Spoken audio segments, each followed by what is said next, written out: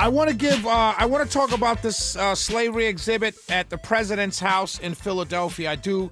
It's George Washington's house. It was owned by George Washington, and I want to talk about it, but I got to give it room to breathe, as we say. So I'm going to save it for after the commercial break. So let's just talk really quickly about some NFL playoffs. Whenever I talk sports, we're not a sports show, but let's be honest, right? We got the AFC and the NFC championship games this weekend, right? The winners go to the Super Bowl. So this is Final Four. And it coincides with when the storm is supposed to start. Because the storm is supposed to start raining Sunday evening, right? Not Saturday evening, Sunday evening, right? So it's supposed to start raining Sunday evening. The temperatures drop, then we get the ice. So it's like perfect. Wifey can't say, hey, I need this. No honey-do list on Sunday. It's AFC NFC championship game, but even on top of that, it's a storm. Can't send me out in this bad weather, inclement weather. And right when the storm is going to start, the games will be on. So this is perfect. It's got everything's lining up perfectly and my church, the church that I go to, is not going to be open on Sunday. So I literally on Sunday can stay in my pajamas and T-shirt all day long. I don't have to shower. I have to brush my teeth. I don't have to do anything. I can just bum all day long. Keep going down to the kitchen. I got some Publix hot and spicy wings. I got some snacks. I'm ready, man. I am ready. And I got football on. So let's talk about these games. Patriots at Broncos. New England, this is surprising to me. Well, actually, it is not surprising to me. The Patriots are favored by 5.5. I would have thought it was going to be a lot more than that because no Bo Nix. So I could only imagine that what would have been if Bo Nix was there, the Broncos would have been favored, I guess, right? Because it's in Denver. Right, it's in Denver, and I think they say home field would give you like 3 points. Right. So I could, like you said, I could imagine it probably been like a 3-4 point spread with Bo Nix. Right. But without Denver would have been favored. But Denver would have been favored. Right. So basically, New England. Let me tell you something. I'm going to go to you in a second, Magic Mike, on this game. Here's my prediction. This is what we're doing tonight. Predicting the games. I'll post my predictions on Facebook, and we'll see how. And I know if I'm wrong, they'll be like, "This didn't age well." Well, this is what you do when you put yourself out there. I believe it's my prediction. How do you pronounce his last name? Stedham? Stedham. I believe that this kid Stedham is going to play one hell of a game. Now, I don't know what will happen in the Super Bowl, but I believe he's going to be like Jeff Hostetler or any quarterback that came in and moved the team to the Super Bowl and won it, right? I'm a Giant fan, so Jeff Hostetler is part of Giant lore.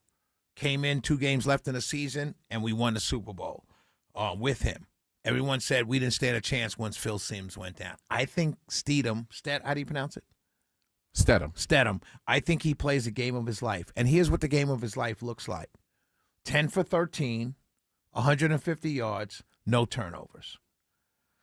I say all of that to say the Broncos have a great defense. They don't need a guy slinging the ball all over the field.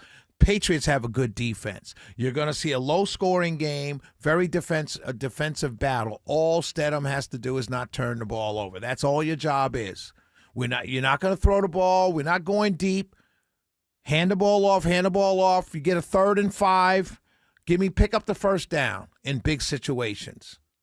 And even that might be a pitch. But don't turn over the ball. So I got the Broncos in that game, not with the spread, just to win. And in my that was the AFC, and in my NFC pick, I have I'm taking the Seahawks. I think the Seahawks are the best team in the country, in the NFL. I'm not in the country, in the NFL. And they're favored by 2.5. Seattle's favored by 2.5. I think they slapped the you-know-what out of the Rams. Magic Mike, your thoughts on the NFL playoffs? Okay. I think that Jarrett Stidham has no chance in you know what. For all my former WWE fans out there, no chance. And you know what? Like I said, I've seen Jarrett Stidham play. He's not very good. Clearly, that's why he's been a backup as long as he's been. I don't care how they try to spin this. It's not going to be good. If they keep this game close and win, this will be the greatest head coaching job of all time. And I'll have to take off my, hate for Sean Payton, because he would then, to me, become a great coach. I don't think he's a great coach. I think he's good. I don't think he's great.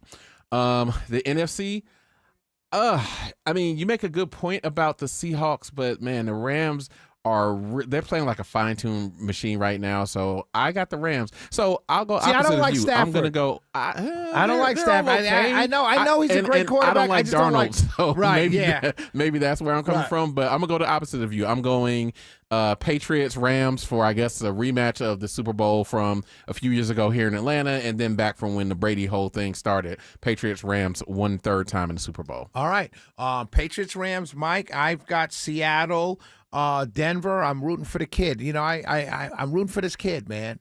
Here's your shot. Magic Mike brings up a good point. There's a reason why you've always been a backup. Well, here's your chance. Here's your chance. You got 2 games to play lights out football, and don't fail. Now, if your team loses, but you had a great game, that's still good for you. It's a team sport. We all understand that, but don't be a bum. And I don't think he's going to be a bum. I think it's going to be a great story. We'll see. But I've got Seattle and Denver. Magic Mike has the Rams and the Patriots. We will see what happens. I'll post this on Facebook, and we'll see what happens. When we come back, I want to talk about this story out of Philadelphia. It's an important story. I'll read the headline. Slavery exhibits at President's House in Philadelphia removed after Trump administration directive.